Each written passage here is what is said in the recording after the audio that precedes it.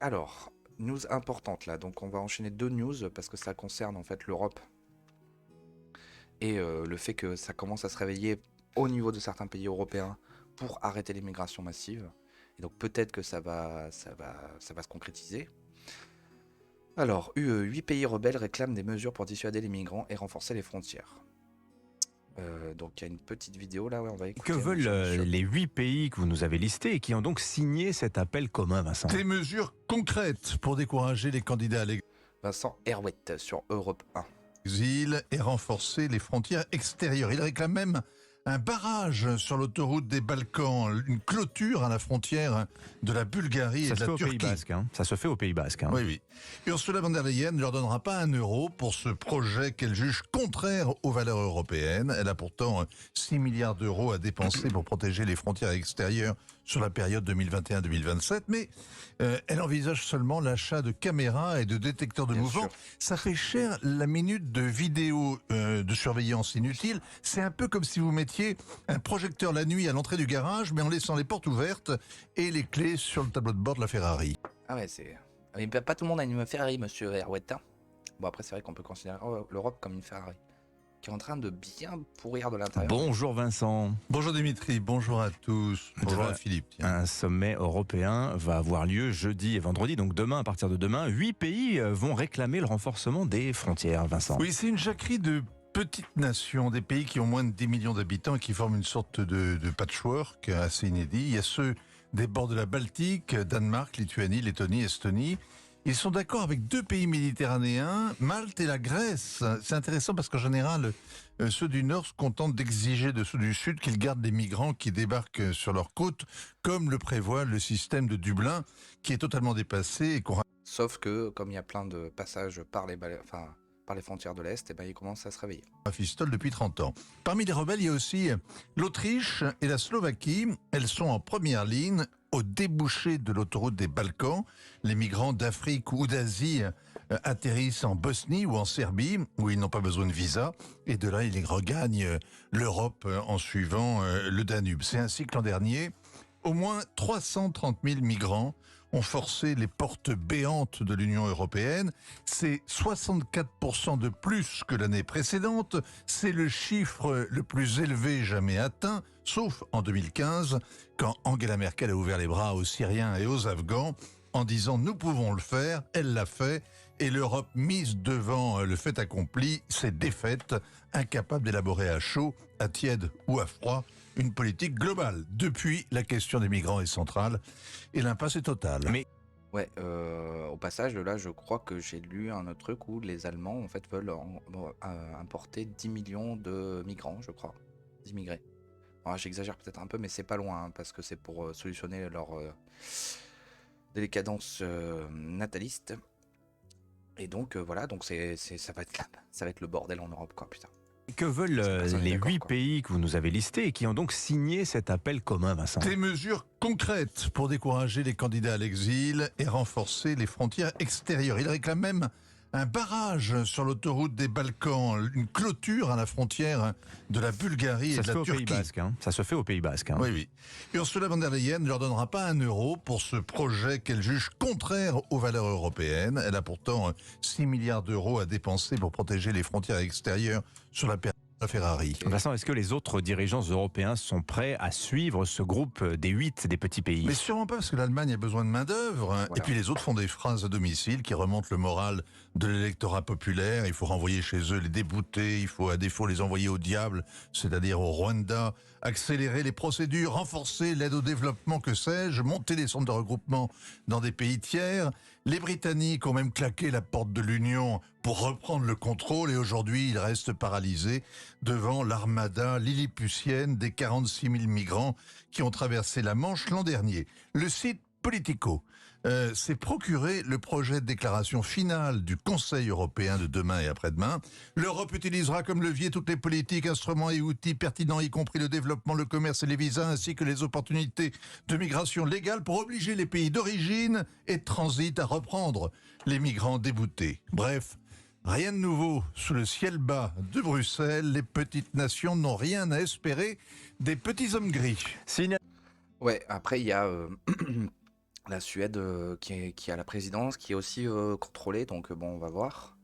Et donc en même temps que ces 8 pays se soulèvent, il y a eu aussi un truc en Irlande qui est hyper important pour montrer que l'UE commence à en avoir plein le cul des immigrés, plein le cul des immigrés, de l'immigration continue, de l'immigration massive. Irlande, à Dublin, les manifestations anti-immigration continuent. Les habitants accusent le gouvernement de privilégier les migrants aux Irlandais.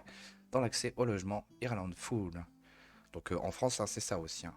Ma femme, en fait, elle connaît des gens qui n'ont pas eu, qui sont des Français aussi de souche, et pas forcément, enfin des Français de souche, qui n'ont pas eu accès à des logements sociaux parce que la priorité était aux migrants. Alors, qu'est-ce qu'ils ont fait? Ils ont protesté. We represent 90 of the Irish people. 90%. L'Irlande s'est longtemps enorgueillie d'accueillir ses visiteurs avec chaleur, se qualifiant elle-même de pays des 100 000 accueils. Mais il existe désormais un nouveau slogan. Ireland is full. Hashtag Ireland is full. When this started last November in each city and this country, and Dehors les migrants, ça suffit maintenant, on en a marre de se faire violer, voler, on veut que ça suffit, on peut pas se faire submerger, machin. Eux ils sont encore 90%, hein, nous on n'est plus 90%. Hein. Il apparaît sur des pancartes et sur les réseaux sociaux et est scandé lors de rassemblements aux côtés d'autres exhortations telles que Ireland for the Irish ou Irish Lives Matter. Ça rappelle des choses, hein. La France aux Français, French Lives Matter. Ils sont le cri d'une réaction contre l'immigration qui s'est répandue à Dublin et dans d'autres villes ces dernières semaines, s'attirant les louanges d'alliés d'extrême droite à l'étranger. Contrairement aux Anglais qui ne disent pas grand-chose, les Irlandais s'expriment et protestent dans la rue sur le nombre considérable de demandeurs d'asile jeunes et masculins, a tweeté Nigel Farage. Il ne s'agit pas de racisme, il n'y a pas de place pour ces migrants, a déclaré Gavin Pepper, 37 ans, alors qu'il dénonçait avec environ 350 personnes le nombre croissant de demandeurs d'asile. Ah, si vous étiez en France, vous ne serez pas content, hein. Pourquoi les migrants devraient-ils passer devant les Irlandais sur la liste des logements? Je ne l'accepterai pas. Ah, ça me rappelle des choses qui se passent quand même en France. Une crise aiguë du logement et des sans-abri entrés en collision avec la volonté de l'État de loger les demandeurs d'asile, alimentant les accusations selon lesquelles les étrangers reçoivent un traitement préférentiel. Mais peu importe, c'est même pas une question de préférentiel, c'est une question que faut arrêter quoi, au bout d'un moment, quoi. Mais effectivement, ça rend fou quoi, quand ça en arrive là, et c'est nous ce qui se passe en France, hein, pour les aides sociales, pour plein de trucs, voilà, on n'est pas tous mis au même niveau. Les manifestants affirment également que les centres accueillant de jeunes réfugiés masculins non contrôlés leur donnent un sentiment d'insécurité. J'ai 5 filles et 2 garçons, et les filles ont peur de sortir le soir, a déclaré un homme qui a refusé de donner son nom. Hier, j'écoutais sur Radio Courtoisie Monsieur Rofer, donc elle est géniale cette vidéo avec le sénateur, merde, comment il s'appelle déjà? Le sénateur Reconquête de Marseille, là. Putain, ça me revient pas là, ça craint. Qui disait que, en gros, les migrants, loger, chaque migrant, ça coûte 700 € avant de potentiellement les renvoyer ou de les gérer 700 € par mois. Rappelez-vous, si vous cherchez les retraites des gens, il y a la plus basse retraite qu'on peut avoir. Alors, Damien Rieu qui partage toujours aucun article en France, mais les Irlandais continuent de manifester contre l'immigration. Ireland is full. Malachy Stenson, un organisateur, a déclaré à la foule que ces manifestations avaient brisé le tabou de la remise en question de l'accueil des migrants et des réfugiés. Nous avons déplacé le terrain politique dans ce pays. C'était le grand non-dit. À nous, c'est dit, mais ça change rien. Pour un mouvement qui prétend représenter 90% de la population irlandaise, ce n'était pas une démonstration de soutien impressionnante. Les organisateurs avaient espéré une plus grande participation. Donc chez nous, en France, il n'y a jamais eu ce genre de manifestation. Enfin, ou alors c'est considéré par... ça a été fait par Génération Identitaire, donc ils ont été dissous et tout ça. Il n'y a jamais eu une manifestation, je sais pas, faite par des gens, quoi, sans bord politique, quoi. Même Génération Identitaire, je crois pas qu'ils avaient un bord politique, la plupart étaient au RN, je crois. Mais la marche dans le centre-ville a galvanisé les participants qui, auparavant, n'avaient manifesté qu'à Dreamag, Estwall, Ballinum et dans d'autres quartiers défavorisés qui accueillent des centres de réfugiés.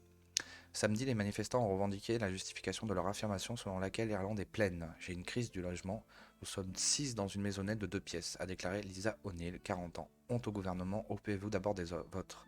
La foule a critiqué avec beaucoup de véhémence le parti Sinn Féin, un parti d'opposition aux racines ouvrières, pour avoir accueilli des réfugiés, une affiche qui qualifiait sa dirigeante, Mary Lou MacDonald, de traîtresse, The Guardian. Donc oui, effectivement, c'est toujours la problématique et c'est ce qu'on essaie de dire beaucoup dans le corps national. Que, en fait, en gros, quand on entend Dupond-Moretti qui dit oui, c'est eux qui font le travail que les Français ne veulent pas faire, c'est pas vrai. Ce qui s'est passé depuis 30 ou 40 ans, c'est que les Français de souche et voire même les assimilés sont partis des grandes villes, enfin des périphériques des grandes villes, donc des cités, là où il y a les HLM, parce que bah, déjà ils se sentaient plus chez eux et forcément ils, bon, ils n'avaient peut-être pas accès, bon, et en gros ils sont partis et donc ils n'ont plus accès au travail des grandes villes, là où il y a le travail, donc c'est pour ça qu'en fait vous verrez plus de prolos blancs dans les grandes villes. Ils sont tous barrés et ils sont tous en galère parce qu'ils vont dans les petites villes, là où le loyer est plus cher et tout ça, donc c'est difficile de s'installer. Et donc effectivement, ça, c'est un cercle vicieux qui continue s'alimenter chaque jour. Donc voilà. Et donc ça fait ça, et donc toujours plus d'immigration dans les grandes villes, et maintenant partout à plein d'endroits, parce qu'il y a plein de moyennes villes qui sont touchées quand même. Donc voilà, ces news-là sont assez positives dans un sens, parce que ça montre que l'Europe est peut-être en train de se réveiller. En France, qu'est-ce qui va se passer, j'en sais rien. Mais en tout cas, c'est à partager et voilà, à liker, à faire monter, parce que voilà, on voit qu'on n'est pas seul à en avoir plein le cul des immigrés.